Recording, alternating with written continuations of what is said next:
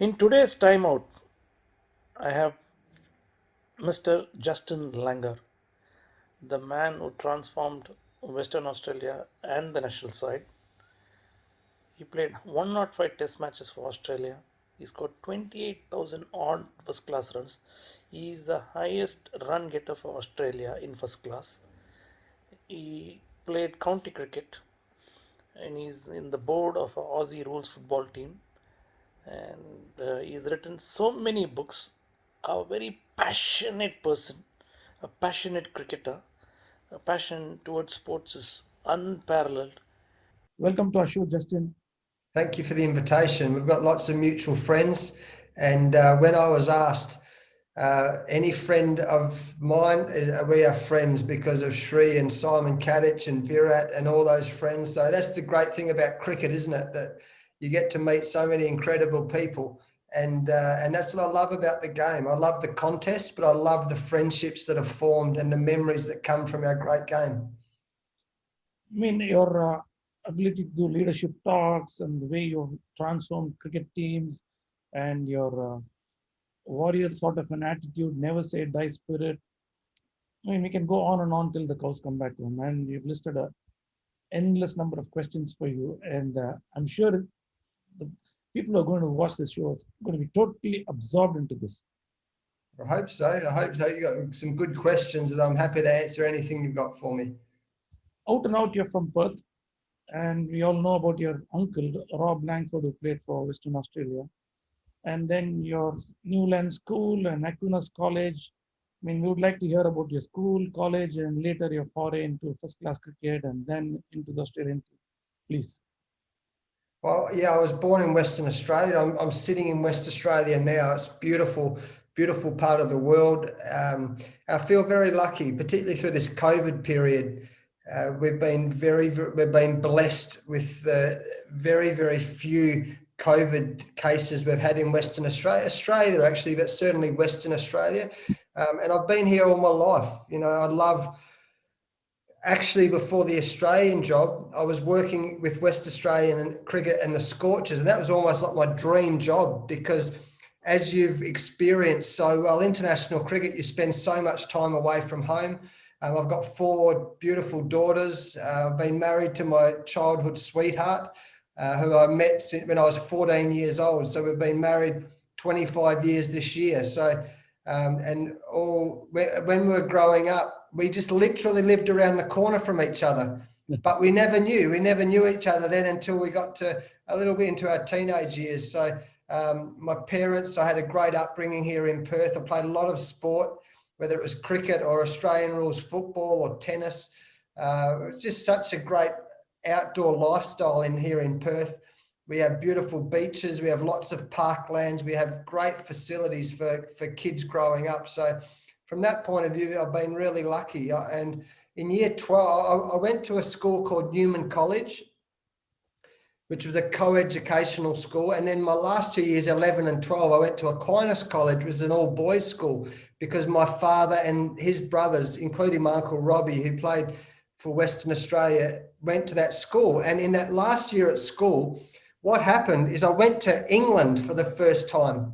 I went on a combined schoolboys tour to England, and that's where I decided I want to be a professional cricketer, because everyone who've been to England, there's so much cricket. So I went when I was 16 years old, and we went for about a month, and I played about 25 games of cricket through the school. And then what happened is, towards the back end of the tournament or the tour, I played at Lords and I scored 100 at the nursery ground at Lords. So you imagine, as a 16-year-old kid, I scored 100 at Lords. But I don't remember anything about the cricket, but I remember after the 100, I ran around and there was the old red telephone boxes, you know, the English telephone boxes. And I rang my mum and dad, a reverse charge call back to Australia. And I said, Mum and Dad, I scored 100 at Lords. And they were so proud. They were so proud of me. And from that moment, you know, imagine the kid growing up in Perth, score 100 at Lords, and I ring my mum and dad, and they were so proud of me. And that's what's driven me all my adult life now. Since I was 16, I just wanted to make my parents and my family proud of me. And that feeling all started when I was 16 years old, through Aquinas College, going and playing cricket in England. So cricket is tattooed all over your body ever since. Oh, I think so. And two other things happened when I was on that tour. One, I got billeted by the Bicknell brothers, who played for Surrey, and they were just young. And for when we were playing a game in Surrey, and I actually stayed at their house, and I could not believe that these two brothers could actually go and get paid money to play cricket. And I was so jealous. I thought, oh my gosh, like imagine one day being able to play cricket for a living. And then another thing happened. On that tour, Gunn & Cricket Gear offered me a sponsorship. And I didn't even know I was very good, but they offered me, and they gave me 2 cricket bats for free and some pads. Oh, and it changed my whole world. I thought, man, imagine being able to play cricket for a living. Imagine about bringing my family proud of me. And then imagine getting given free cricket bats. As a 16-year-old boy, I couldn't believe it. And that was the moment really that, but I'll go back even further than that. When I was 11 years old, you know, in Australia, we have the Boxing Day Test match. It's very famous. I was 11, 1981, and Australia were playing West Indies. And in the set, Kim Hughes scored 100 in 1981. And I was like, Kim Hughes is my hero. I thought, wow. But it was even better than that. The last ball of the day, Dennis Lilly, running in and bowling to Viv Richards. What a better sight than that. Man, and Dennis Lilly bowled Viv Richards on the last ball of the day. And our whole family are all jumping up. We're all excited because Kim Hughes got 100 so it was tattooed into my body when I was 11 years old. And I saw that. I said, imagine being able to play for Australia one day. Imagine being able to one day play a Boxing Day Test. And Viv Richards and Dennis Lilly, who are now my friends, if you can believe that, that was the moment I wanted to be a Test cricketer for Australia. Now, 80s had a lot of effect on people. I mean, now with the internet and so many other social media, sometimes it's overdone. There used to be a mystery about cricket. It used to be such a beautiful thing. Early in the morning, we used to switch on at 5 o'clock, Benson Edge series, and you have Richie Beno, leaning to one side and talking, and Tony Gregg just shouting from the rooftop. So much excitement. And as you said, Dennis Lilly, Vivian Richards, what more you can ask for? And back in the day, we used to listen to it on the radio, right? Yeah. BBC. Listen to ABC radio, and it was like, and I think that's why Australians in the summer love Test cricket so much, because we're brought up on, I'm in Perth, and we'd have Christmas Day, and then you wake up at 7 a.m. in the morning, and the Test match is about to start, and Richie Beno's introducing it. It's like, oh man, there's nothing better in the world. Nothing better. Or you could be on the beach, you could be driving in the car, and all you've got on the radio is the cricket all the time, or in the background, the cricket song. And that's why I love Test cricket so much, because it's on. You don't have to watch every ball, but it's always on in the background, and it goes for 5 days. And people, that's why I love Test cricket. And your passion for cricket is very evident with this opening remark of yours. I love cricket. I'm very lucky. You know, this is another true story. When I was 18 years old, my family, they did a thing called a time capsule. So we had to write a letter to ourselves at 18, where we were now. And in the year 2000, in the new millennium, we put it in a big container, and we opened up, we're going to 12 years later, going to open up the letters and read what we wrote when we were 18, right? So when my mum passed away 3 years ago, sadly, but she left to me the letter I wrote to myself when I was 18 years old, right? And in that letter I wrote, imagine if someone could tell me and give me a contract today and say I would play cricket for Australia and be involved in cricket for the rest of my life. That would be the greatest thing. I wrote that when I was 18 years old. And now I'm sitting here as a 50-year-old. I played cricket for Australia, and now I'm coaching the Australian cricket team. It's amazing. And that, for any listeners out there, I think that's the power of writing down your dreams and writing down your goals. Because when you write down your dreams, it's amazing how they come true. I can't explain the science of why it happens, But it's amazing. And I've had too many experiences where you write down your goals or write down your dreams and then how they come true. It's incredible. And that's something, if I could give young people advice, write down your goals, write down your dreams. Even an adult, in the next little bit, I'm going to write my 50-year-old self a letter for when I'm 60. And I'm going to be amazed to see if that comes true in 10 years' time. Yes, I'm getting goosebumps talking about 80s and dreams, whatnot.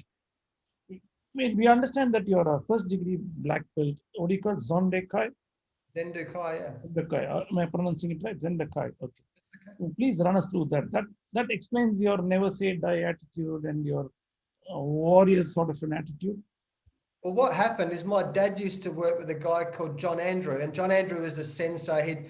He'd been a martial artist all his life, and he was about 50 years old at the time. And my dad said to his friend John, who used to work with him, I'm going to come and I want you to teach me martial arts. So my dad paid for a year subscription or whatever, and he went down for the first 2 lessons. But my dad, when he was younger, had a lot of trouble with his back, had surgery on his back a number of times. So it was too hard for my dad because it hurt his body too much. So I said to my dad when I was about 15 years old, I said, I'll do it. He goes, what do you mean? Don't be crazy. You can't do it. I don't want you to. I said, no, I'll do it. No problem. And it was the Sunrise Dojo. So it used to be 6 a.m. in the morning. So 3 days a week, I had to get to the dojo at 6 a.m. in the morning. And I'll tell you something. That taught me a lot about life. 1, about discipline to get up and go. 2, John Andrew was the meanest, toughest man I've ever met in my life. And every morning at 6 a.m. when we got there, 1, you could never be late.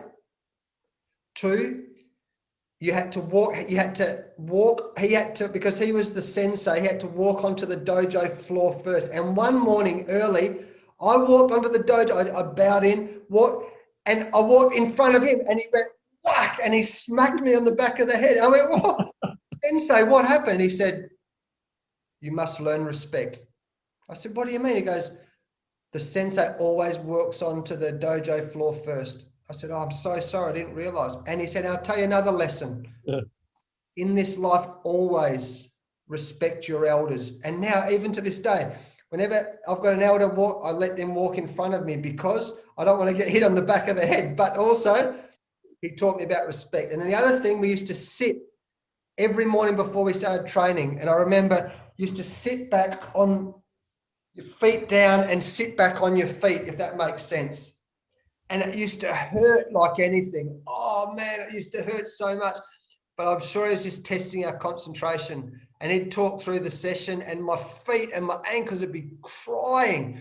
But I had to get through that. And then I remember one day, this is John Andrew, right? This is funny now I think about it.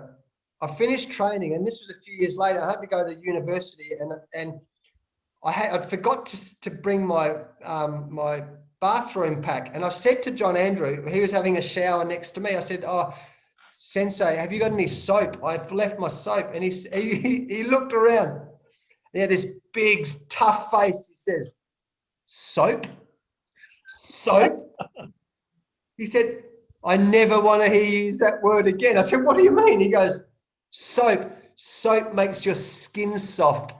And if you got soft skin, it cuts easy. I'm going, oh, this man was crazy tough. Anyway, I'll tell you one more story about my martial arts days. I had to go for my black gi, which is the black outfit before you get your black belt. And to earn that, I trained very hard for this. And to earn that, I had to do spar. I had to do a 3-minute round versus my sensei, a 3-minute round against the 2 other guys I trained with, Jeremy Jones and John. And I just had to keep rotating around, and they were bashing me up, and I just had to keep fighting because the black gi is to see if you got the fighting spirit. Kept fighting, and at the end of this, about 10 rounds of fighting, I had a cut eye and a blood nose. And anyway, at the end of it, I had to get down on my knees again, and they presented me with my black gi, and then they stood me like the uncles to and they're all hugging me and they're high-fiving me, and they're so proud of me, right? I've achieved the ambition, so I'm the toughest. Anyway, I get in my car to drive home, and I cry the whole way home. I'm bawling my eyes out. So I'm the tough guy, and I've been beaten up, but mentally and physically. But I got home, and my mum's going, What's happened? I said, I've just got my black gi and they're really proud of me. But man, I got bashed up. But it was almost like the initiation into manhood for me. It was like a really interesting time in my life. But it was all those lessons I learned about discipline and respect and training hard. And I've always felt that boxing, I do a lot of boxing now, like every second day here, but I find that boxing or martial arts was the closest thing I could do to replicate batting, because you had to face the opponent. You couldn't, there's nowhere to run. You can't jump out of the ring unless you quit. It's footwork, it's technique, it's endurance, it's concentration. So that's why the other thing for young batsmen, I recommend they do boxing because it's a great way to train for batting, in my opinion. Fantastic. Sir Alex Ferguson, your famous meeting with Sir Alex Ferguson. I'll give my left hand any day to meet Sir Alex Ferguson. You've done it. Can you please give us some excerpts about it? Oh, wow. What a great experience that was. Actually, what happened was the year before Michael Vaughan, we know Michael Vaughan well, the ex-England captain and the commentator now. I was having dinner with him, with Adam Gilchrist, and in Adelaide. And I said we're talking away, and I said, oh, my favourite is Alex Ferguson. I study Sir Alex Ferguson. He said, really? He said, would you like to meet him? I said, what do you mean? He goes, yeah, I'll organise if you'd all meet him. Anyway, before the 4th test of the Ashes last time we were in England, I organised, and Michael Vaughan had organised for me to meet Sir Alex Ferguson, and we went to his favourite restaurant, Italian restaurant, and Steve Waugh came with me. Oh. And Sir Alex Ferguson had his best mate with him, and we met, and it was like, oh, what an experience. And the first thing Sir Alex Ferguson said to me after about 2 minutes in the meeting, he said 2 words. He said, truth works. I said, pardon? He goes, just remember, Justin, truth works. He said, always tell the truth. Be honest, tell the truth. Truth works. And I always remember him saying that. And some of his other philosophies were awesome, but we sat there for about I could have sat there for 6 hours and talked to him. But his wisdom and his strength and his discipline and his rules and his philosophy was so strong. And I loved every minute about that. What I'll do is when I finish this talk with you, I'll send you through the lessons I learned from Sir Alex Ferguson, and you can have a look at them. Oh, that will be an absolute it's brilliant. Pleasure really, for the rest of my life. Really great stuff. Yeah, really great stuff. And he was I feel very privileged in my role. I feel very privileged to get to rub shoulders with the people I do. I mean, can you imagine? I'm talking to you now. I mean, I'm serious, and I get to meet amazing people, and I'm very thankful. I'm very grateful for that in my life. I tried reading his book, Sir Alex Ferguson's book, but only thing is I don't follow soccer so much. So there are a lot of names thrown there, so I don't understand that much. I mean, I'm an NBA buff. I mean, anything about NBA, I'd like to pick up. Oh, really? But Sir Alex Ferguson's nuggets must be extremely useful, and I would treasure it for the rest of my life. Well, they were, and something I've learned in my life is that I think it's really important to have great mentors. I wouldn't be here now talking to you without great mentors. In fact, I'm in my office now, and just behind this screen is a beautiful bookshelf. And some of the great book, I love reading, I love meeting people, but mentors, and you've got to have the courage to reach out and talk to people, right? And you understand, when you reach out, people what my experience is, people want to help. They want to share their wisdom. Yeah. And that's where great mentors have been so important in my life. And they still are to this day, and most of them I call friends now, because we reach out and they become great friends. And then what happens, it's almost whenever you need some help and they're always very welcoming to help out when you're in trouble or you need someone to lean on. We are also lucky. We had so much, travel and exposure, meeting people, learning new things. I mean, coming out of the box and not being closed at all, trying to be open about things. I mean, what a lucky sort of a profession we are in. Amazing. And you, a prolific speaker, great leader, and you've written numerous number of books. I never realized that. So I'm just going to out back to field, a revealing diary of life on the county circuit, seeing the sunrise, the power of passion, Ashes frontline with Steve Harmison, right? And inside the Test cricket's dream team. I mean, your penchant for writing is quite astonishing. I mean, which is your favorite book in that? I think my favorite book, well, I wrote a book called The Power of Passion, and that was very well received. And then I wrote another book, which was a smaller book called Seeing the Sunrise. It's only about 30,000, but it was all about the lessons I've learned in life, really. And I really enjoyed, but I've also just had fun during the COVID period. I just wrote a kid's book. Oh, is it? And it was so much fun writing all the things I remember when I was a little kid, hitting the ball, the ball in the sock, hitting the ball and throwing the ball and fielding, and all the things I loved about the game. And it was really, just 1 second, just stay there, I'll show you.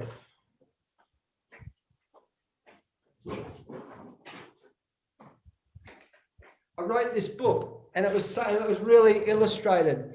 Wow. And it was so much fun, but it comes down to, no, that's not an ebook at the moment, but I did it through the Bradman Foundation, and it was so much fun. But I love writing, and I've always wondered to myself, is it because I love writing that I've been able to tell good stories, or is it because I'm a good storyteller that I love writing? I'm not sure, but I love writing. I did English and English literature at school, and and I keep lots and lots of journals. I write every single day. So I write every day. I've got journals. In fact, on my desk here, look, just sitting next to you, I've got 3 journals that are all happening at the moment. So I love writing. I always did for some reason. I wasn't very good. And it's interesting because there's so much statistics and analysis in cricket. I'm not big on the numbers. You know the book Moneyball? Yeah, of course.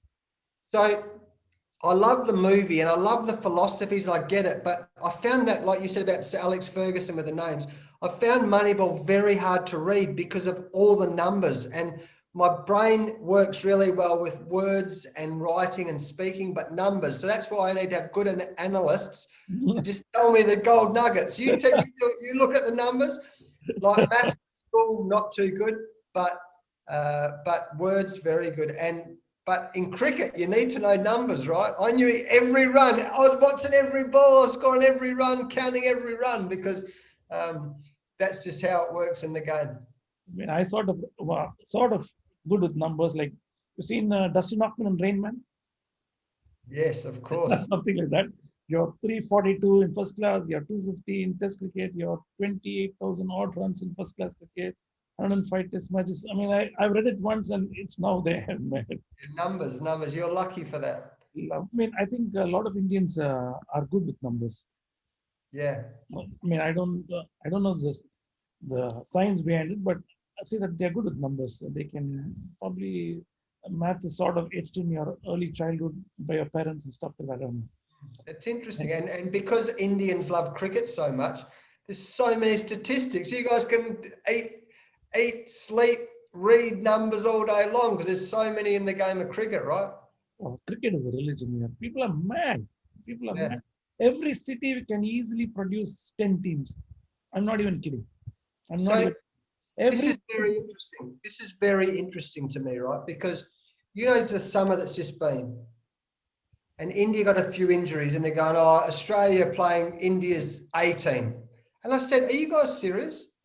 I said, India got 1.5 billion people. So if you're going to get into the first 11 of the Indian team, you could probably have 10 Indian teams who are all talented and good. I said, imagine how tough you have to be. Talented, tough, determined to be in the first 11 of the Indian team. No one tell me we're playing India. Yeah, they might have had some injuries, but man, the team that the guys, Washington Sundar comes in. All these young guys come in, and I'm going, man, they are so tough. They are so good. Siraj, man. And I heard about his story, his life story. I'm going, what? He's 28. Imagine, and everyone's going, he hasn't played much. Yeah, but he's played a lot. He's 28 years old and he's swinging the ball all around, bowling fast bounces, and he's got energy. And so that's why I admire, and that's why India are such a tough, and that's why I admire Sourav Ganguly. And that's why I admire so much Virat Kohli, because I've always said if India have strong leadership, it's almost going to be, your team are going to be so hard to beat, because with leadership is everything to me in a business, a team, a family. So when you have strong leadership pulling in the same direction, wow, it's no wonder your team is so hard to beat. And that's the truth. And I say that with great respect, with great admiration of those of leadership, because we always knew India had so much talent, but now superbly fit, most of the players, superbly fit, determined, hungry to get in. Man, no wonder you're so hard to beat. They're getting into the NBA All-Star team. Yeah, that's it. That's exactly right. Mate, imagine being a young player. There's so much talent in India. Trying to get into the first 11, you've got to be very good. I mean, number of kids who come to my gym. I mean, I ask them, "What's your goal?" "I want to be a cricketer." They have Yeah. nothing else in their head. Yeah. They're just mad. India is mad about cricket.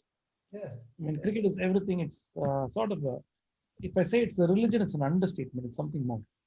Yeah, it's amazing, and it's beautiful. It's beautiful. I think it's brilliant. That's why we love playing cricket in England. India, so except it's very hard to win there. It's more fun winning than losing. I'll give you the big tip. Uh, Now to the famous Ashes call-up as an opener, and after that, your life changed completely 360-degree, and you and Matthew Hayden scored 5,000 odd runs as an opening pair, second only to Gordon Greenidge and Desmond Haynes. And how many century partnerships, and your career just turned 360 degrees. Please run us through. Well, the thing is, I got so lucky because I played about 40 odd test batting number 3. And then all of a sudden, I started opening in that test match at the Oval with Matty Hayden, who's like my brother. So we're walking out to bat together, and then it was this, I think we got 200 in our first game together, opening the batting. And then it was like a dream come true.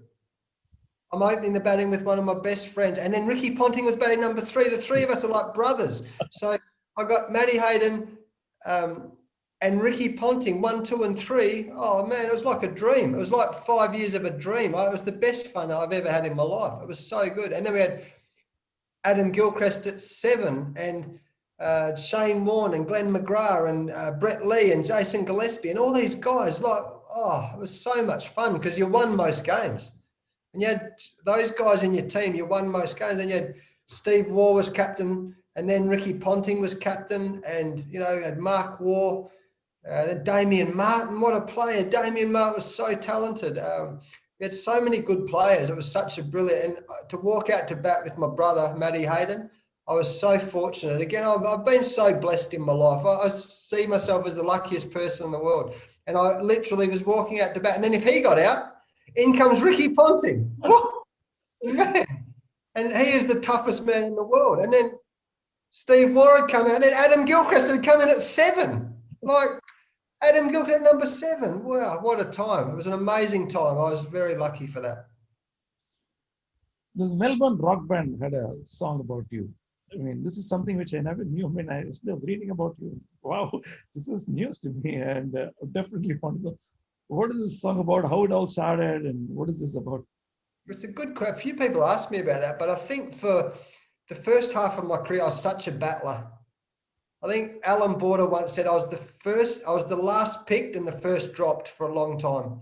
So I was trying, I was having to work really hard. And then I started batting with Matthew Hayden. And then because we were such good friends and we loved it, because he and I had similar paths. We started off, it took us a while to get in, and then we opened the batting together, and it was like this perfect storm. And then because we were enjoying it, we were hugging each other and we're high-fiving, and we're not just playing good cricket, but we're enjoying it so much. And I think the Australian public really liked that. I think they liked how much we were enjoying our cricket. We obviously got off to good starts for the team, but we really enjoyed our cricket. And I think the public, as we were enjoying, they liked to see that, not just the success of the runs, but also how we went about it. And then someone wrote a song about it. Can you believe that? Is it there online? Is the song there online? I'm sure it is. But those sort of things I just sort of smile about. And I think that, if anyone took the time to do that, I just appreciate that. It's very kind of them. So it's very evident now that you love leadership talks, and I understand that you give talks in big corporates and stuff like that. What is your idea of a real leader? Who's a true leader for you? Well, one thing I'd say is I admire leaders, because leadership can be very lonely. And the other thing, it can be very tiring, because in leadership, you've got to make decisions. You're constantly making decisions, and constant decision making is tough, right? Because you always, is that the right one? Is it the wrong thing? But you've got to make those decisions. That's what leadership's about. I think the other important thing about leadership is you've got to know what you stand for. You've got to know what you believe in. You've got to know what you stand for and what you won't compromise on. And then if it doesn't work, that's okay. But at least you go to bed every night knowing that you're doing it the way you should do it. And I think that's what the great leaders do. And I think the other thing that's really important about leadership that I've learned is you've got to care for people. You've got to make people feel special. And that's my experience of life. The ones that cared for me sometimes told me the honest truth, and that was hard to take, but they only did it because they cared for me. And when they tell me the truth, down the track, at the time, it was sometimes hard, but I look back on my life, and they're to this day my great mentors and my best friends, because they had the courage to tell me the truth, and because they cared for me, not because they wanted to be mean. They tell you the truth because they care for you, right? So that's really important. I think one of the great ways I've heard described leadership is leadership. The origin of the word leadership comes from leading the ship.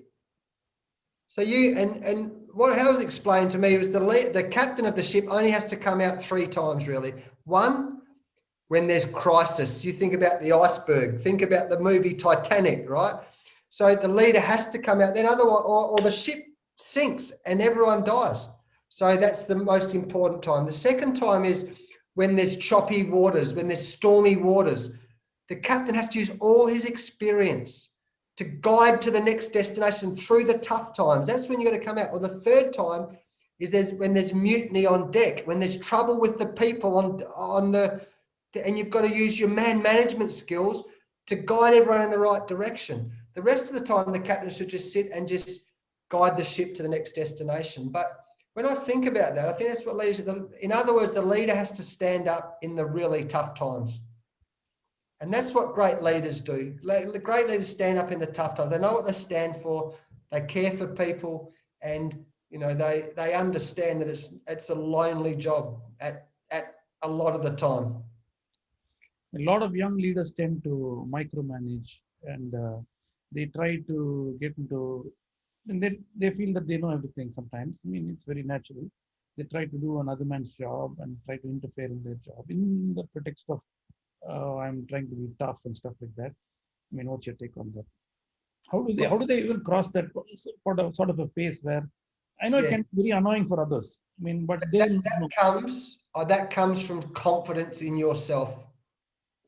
Because a lot of people do that through insecurity. So when I used to work at the Wacker, I used to have a sign in my office, and it said, "I never went to Harvard, but I employ a lot of people who did." In other words, my leadership philosophy, and all the great leaders I know understand they can't do it by themselves. So you surround yourself with really good people. And what that happens, you must surround yourself. So I'll give you an example. When we had the World Cup and the Ashes, Ricky Ponting came to the World Cup with us. And Steve Waugh come to some of the test matches with us. And people will go, "Why would you bring those?" I said, because their ability to mentor all our young men in the Australian cricket team is like 10 years of university of life. So you surround yourself. So you need to have, in my role now, I need to have good coaches who I trust, who are good with the players, and they're very good at what they do. You must surround yourself with good people. And micromanagement, in my opinion, it doesn't work. And it's so funny, because at the end of the Indian series that's just been, I got accused by a journalist of micromanagement, and actually, it's the opposite of my philosophy. My philosophy is you employ really good people and you let them do the job, and they are then accountable for the job they do. But I think that comes from being confident in yourself, that you surround yourself with people who are smarter than you are or have better skills than you are. That to me is great management and great leadership, not the other way around. And we have noticed that several times that many leaders inadvertently they surround themselves with people who are basically an S-man. And why does that happen? Because it's safe. But it's not all the time smart, because one thing I know for absolute certain as a leader is you must have people you can trust who tell you the truth. Because if everyone just tells you what you want to hear all the time, that's dangerous, because the ship can quickly be sunk. So you're always looking for people who tell you the truth. And that's why I love Ricky Ponting and Steve Waugh and Adam Gilchrist and Shane Warne and these guys, because they tell me the truth. And they tell me out of respect and care. And I go, okay, oh, brilliant. Because often the leader, people don't have the courage to tell you the truth. So you must have people who, and the other thing is on this, if people who you respect and trust give you feedback, you must take it on board. That's and a lot of people go, no, I don't need that. But actually, feedback can be very confronting. But it's also so valuable, and the wise man will take feedback, because otherwise the ship can be sunk very quickly. Very well said. This reiterates my philosophies too. These questions are more for me and my leadership skills, and I espouse exactly the same sort of a philosophy like what you have. Thank you. And next is turned around two teams. Western Australia, it was nowhere when you took over. You just turned around the team, and then the national side, of course. The way you turn around things, it is quite enigmatic. And please, we are all yours. Well, I think first thing I'll say, and I say this absolutely sincerely, I didn't turn around the team. We turned around the team. And that's why relationships are so important. But again, what I found very hard in the first 6 months or 12 months of turning a team culture around is it's so hard.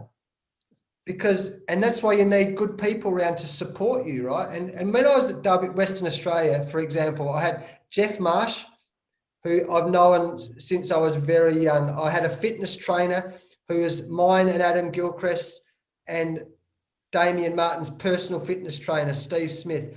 I brought in a sports psychologist who I've known for 25 years. I brought in a batting coach who I'd known since I was about 15 years old. So I knew I had all these people who had my back. So then when I was strong in what we were standing for, I knew people were supporting me. It was like when Steve Waugh or Ricky Ponting was the captain of the Australian cricket team. They knew they had Matty Hayden and Glenn McGrath and myself and Damien Martin and Andy Bickle and Michael Kasrich. They had their back. And so you had to, when I was in the Australian team, it was a bit different because it took me some time to work out the support staff around and we were there, and also the relationship. I've been very fortunate. When I was in West Australia, I had Adam Vogis as the captain. I had Simon Kadich as the captain of the Scorchers. So the captain-coach relationship is so important. So having good people, and it was the same when I went to Somerset. When I went to Somerset in my last 3 years as a player, they were bottom of the second division. But we found people who had Andy Hurry. He was passionate about turning it around and a strong leader. We had Richard Gould was the CEO. We had Brian Rose, passionate about Somerset cricket. We had the chairman who became the Giles Clark, who became the ECB, and he was so ambitious. And when you get all the leaders going in the same direction, man, that's so powerful. But you've got to get the people to turn things around. You've got to get everyone going in the same direction. And that's the art of building relationships, knowing what you stand for, and then turning it around. Set the structure, find the people, get your back, and go with your trusted aids and Well, turn set and the vision transform. first. Set the vision first, Okay. then the structure and the structure and the people come together. But the vision, and then see what a lot of people do is they try and get the structure first and then the vision. The shopper or the car first. That's it. Get the vision and then the structure and people, and then live it every single day. That's the hard thing. You live it every day. You can't do it sometimes. There's an old saying, you'll like this. If you preach excellence and walk mediocrity, you're nothing but a common liar. What a line. I'm going to frame this. And what I mean by that is that anyone can talk a good game, but walking the good game is really important. And that's what I'll say. And the other thing is, if you want to be a leader, you've got to have very thick skin, because there's lots of critics out there. If you look behind, if you can see there, that's a big sign up on my, okay, it's 1.5 meters by 1.5 meters. It's The Man in the Arena by Theodore Roosevelt.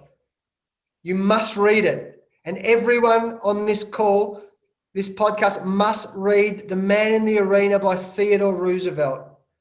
Because if you want to be a leader, there's lots of people who are going to take pot shots, or if you want to be an international cricketer, there's a lot of critics out there, right?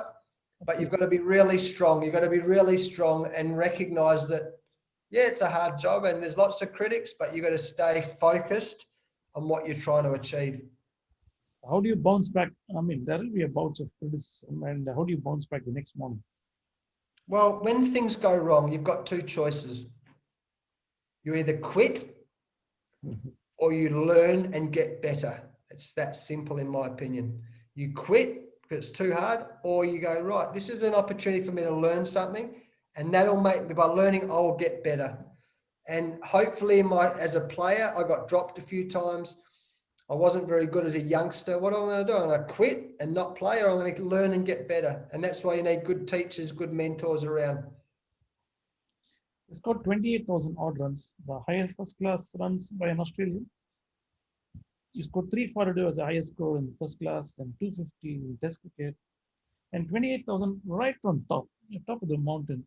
I mean, did you even imagine when you first started that you'll be the highest first class run getter of Australia? But just remember, I need to put this in perspective. So Donald Brown, it took me about 100,000 games to get 20. Took Sir Donald Brown about 100 games. So let's put it in perspective, right? But having said that, I always set high goals. I actually wrote, when I was 25 years old, I wrote Sir Donald Bradman a letter. What is it? And yes, I've got it in my office downstairs, and I've got my letter and his letter. Now, a few things come to Sir Donald Bradman. First, the first line of the letter said, "I'm flattered that you believe an octogenarian like myself can help you with your cricket." Can you imagine? Sir Donald Bradman, that is humility. And I asked him a number of questions. And the last thing was, always trust your instincts and never become a slave to coaching. And I love that line, even though I'm a coach now. But so he was saying, and I always set high goals, and I always wanted to get better. I trusted my instincts. I played a lot of cricket. And that's why I think I was able to score those runs. One very honest question, Justin. I've been involved with cricket for so long. Do you ever see cricketers and cricket in general becoming a sport? I mean, it was run by managers before. Now it's become coaches. You ever see cricket becoming like soccer or NBA or track and field, where these athletes become so dependent on the coaches for everything? And you ever see cricket going into the direction, or you also see cricket going the franchisee direction? I know you don't like the question. You think it's going to go more into that direction? I think what I'd say about coaching in cricket or managing in cricket is we are very immature in terms of other sports like soccer or football or basketball, because in those games, the coach pretty much runs the show, right? Whereas in cricket, where traditionally the captains always run the show. So I think we're going through this phase where, who does it? But my philosophy is no one's the boss. We work together. We work together because great teams, great businesses, great families work together. It's not about who's the boss. I have my strengths. Tim Payne or Aaron Finch, They have their strengths, or Simon Kadich, or they have their, and we work together. And that's how I see it working. But I think now with so much cricket that I can't imagine what Virat Kohli or Steve Smith in the past, or Tim Payne, or the guys who do captain all forms of the game, they need help. They, just as the coach in cricket needs help on the field. So I think the more we can work, the better, to work together.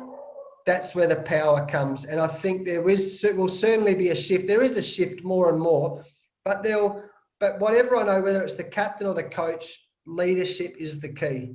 And if you get both working together, my gosh, you're powerful. This question, I'm sure many would have asked you already. Soccer, NBA, NFL, NHL, it's all franchisee based. 8 months a year, they all play for the club. Do you see cricket going in that direction? I hope not. And the reason I say that, because we go back before, is Test cricket is sacred.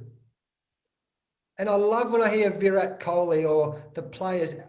I can honestly say, hand on my heart, that all the players, everyone says, oh, they just want to play T20 cricket because that's where all the money is.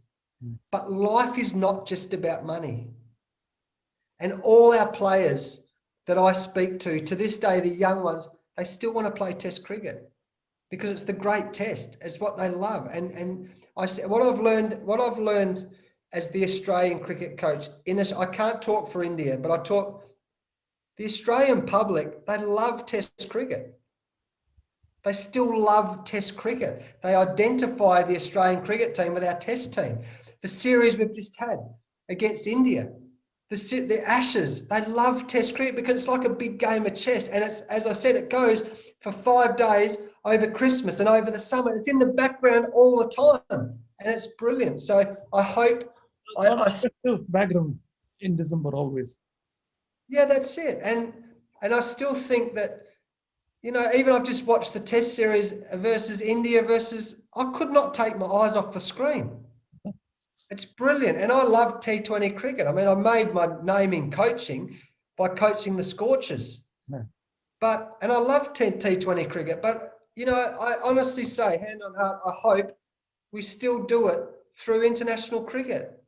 Not through cricket. Okay. Because the other thing is also, like I said with great admiration, is to make the Indian first 11, you have to be the best of the best. If you want to make the first 11 of the Australian cricket team, you have to be the best of the best. It's like the All-Stars, and we get to see the All-Stars all year round if we keep playing international cricket. So I think there's a place for franchise cricket, of course, and I really enjoy it. But I would really wish, and everyone's got a different opinion, Justin Langer's opinion, I hope international cricket stays strong. Because our country, so imagine this for 1 second. I believe there's a thing called fate, right? Now, India won this Test series against Australia 2-1, right?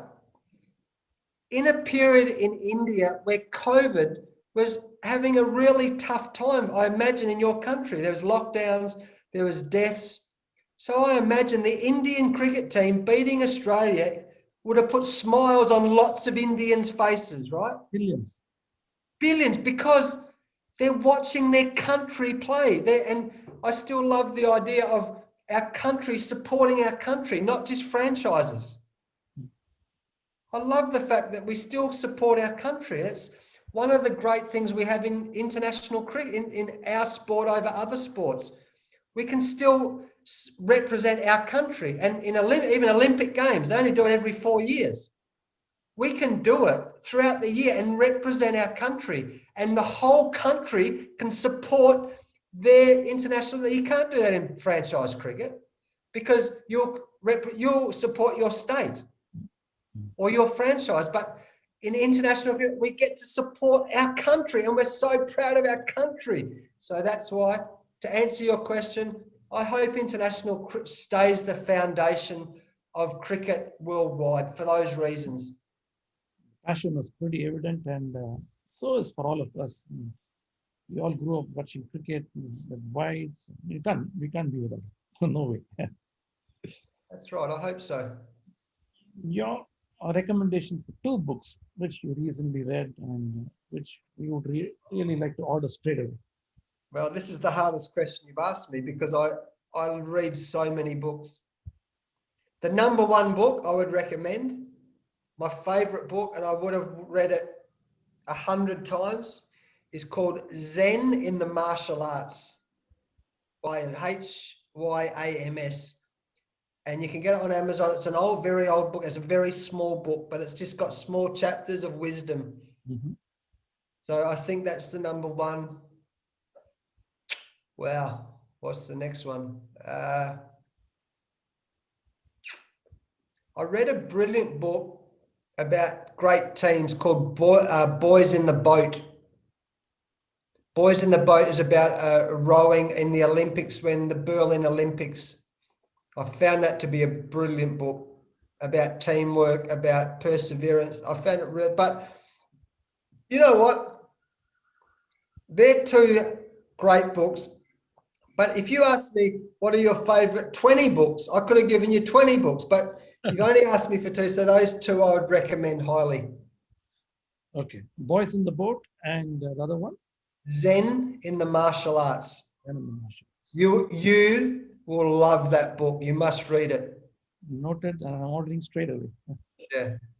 Do you follow other sports like football, basketball? Yeah. AFL football. Oh, I love AFL. I'm on the board of the West Coast Eagles, which is a great football club in Western Australia, in the AFL, and I follow that. I love boxing. I follow boxing. I follow, but I'm not, for some reason, like a lot of coaches, I've never really got passionate about American sports. I don't know why that's the case, but I love cricket, obviously, Australian rules football. I like watching sports where I'm following my country, like the Wallabies in rugby, or but I love sport. I love sport. you watch movies? Yes, Your of favorite course. actor? Yeah, of course. I love movies. When I was a kid, I used to watch all the Rocky movies. Rocky 3, I mean, I would have literally erased the tape. Would have played Yeah. it a million times. Rocky movie. I love Shawshank Redemption. Brilliant. Great movie. I love Braveheart, about William Wallace. That was a brilliant movie. I'm a bit soft. I like so because I've got 4 daughters, and Notting Hill, the movie Notting Hill, really good. Brilliant. Hugh Grant, right? The Holiday, beautiful. Kate Winslet, beautiful movie. And of course, and I said it in the test documentary. I've just had a mental blank with A Star Is Born. It's a beautiful movie. Yeah, I like movies. I used to love Steve Waugh, and I used to do 2 things before a test match. The day before, have a haircut, and go and watch a movie. That was our routine. Steve Waugh taught me that. So I love going into the cinema and sitting and having some popcorn or an ice cream and just watching, and just for 2 hours just escaping and serenity. And yeah, I love going to the cinema. But I haven't done that for a long time, actually. Pre-match routine as a coach. Well, I still like having a haircut if I can. But the day I like the day just before a test match. I like that. I like the lead up to a test match. So, but I have like my meditation. I meditate every single morning. Wow. Without question, every morning I do my meditation. In fact, I learned that from John Wright. Oh. In 1993, this is a true story because we must finish up soon. But in 1993, I played 5 test matches for Australia. I got a duck in both innings, and they were selecting the test team for the Ashes in 1993. And John Wright just played his 100th test match. And after the game, he came up and sat next to me.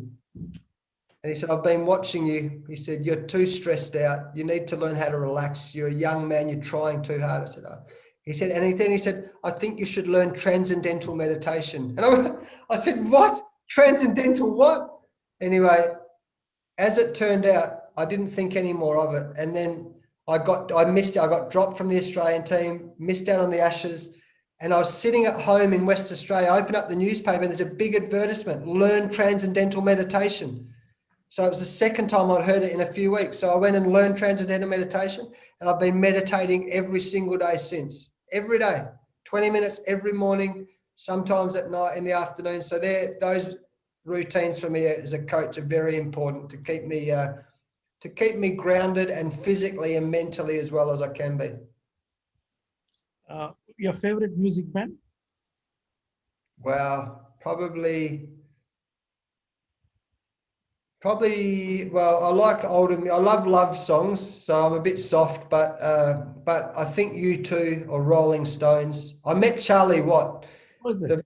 the drummer of the Rolling Stones, and he loves cricket, and Mick Jagger loves cricket. So I've met them a couple of times through that. Charlie's got my daughter up on the stage of a Rolling Stone concert and sat on the drum set. So my daughter thought I was a hero because I got her on the stage of a Rolling Stones concert, thanks to Charlie. But I love my music. I love Adele. I listen to Adele a lot.